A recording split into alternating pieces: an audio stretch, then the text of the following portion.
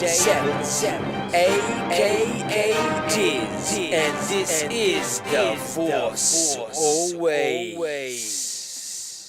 Okay, welcome to The Force Always. Once again, it's about mid-morning to late morning in America, and here it's very early in the morning in Australia. The Solo trailer has not dropped, so this will be all about the Solo trailer. When is it coming? But anyway, let's get into the Star Wars news.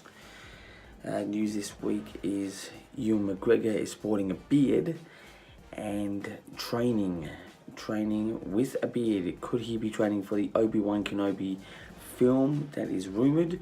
We don't know, but it's been spotted via Twitter and else places as well. To more news, again, the Solo Star Wars story trailer should be dropping about now, but it has not appeared online. It's again mid-morning in America to late morning, depends what coast you're on, and here in Australia it's very early in the morning. Still has not dropped, but so that could mean it's maybe a week or so off, but any late breaking news I'll let you know. The Last Jedi DVD, Blu-ray and digital release will be coming definitely in March, quite soon, but the period of Star Wars is churning the movies out quickly at the moment. We will be going into a period of not much Star Wars in the next year or so after Solo, which is meant to be coming out May 25, but expect some Star Wars The Last Jedi Blu-ray DVD coming out this March. To more news, Rebels, the animation, has possibly revealed its first two titles, for its first two episodes back in the second part of the season.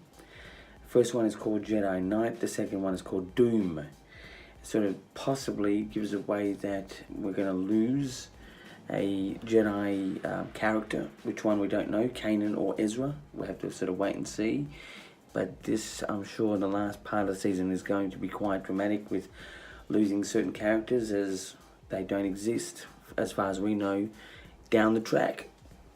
So that's pretty much the news this time around, and that's a very short amount of news this week. I'm sure when the Solo trailer drops, that will create some big time news. But let's get into the views. Views this time around will be about, not again predictions, it's not about predictions, it's all about my story ideas. And the story idea I have is for episode 9 and how you could deal with Snoke.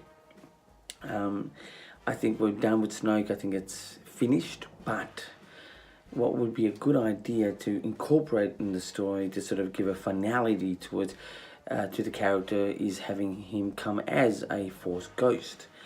I realize that with the evil or the dark side, we never really see Force ghosts, but this would be an original concept. Plus, it would be interesting as, evil versus good in the Force ghost world. It's a bit far out there, but if developed in a way that is believable in the Star Wars way, it would be a very good idea. I'd love to see that. I'm sure even the Snoke fans, the non-Snoke fans, would like to see something like that, giving relevance to Snoke a little bit more than what we've just had. As you know, The Last Jedi has had so much mixed reviews, and especially for having holes in the actual script. And one of the holes, spoiler alert here, spoiler alert, is that Snoke had died. And we sort of didn't have enough time to invest in that character along with other characters, but that one as well. But again, just to add that I did like The Last Jedi. I did give it 8 out of 10. I've seen it a number of times. So that's my views for this time around. Snoke should become the first evil Force ghost for episode 9 to give some sort of relevance to his final part of his character. That's what I think. Anyway, so to moving on now to reviews. Reviews this time will be about a particular item I got when I was in America for the premiere of The Last Jedi. I went to a basketball match there, the Clippers versus the Raptors, and it was amazingly, I didn't expect this, but it was amazingly Star Wars night at the basketball. Can you believe it? And what they were giving away is a free sort of Star Wars basketball / bobblehead. And this is the bobblehead Star Wars character that I got. It's still in its pack, as a good Star Wars fan would do. But just to get this bobblehead for free at the Star Wars night basketball match, and it was at the Staples Center. It was amazing. So, and I give this a strong 7.5 out of 10. There you go. It's fantastic. What a collectible that is.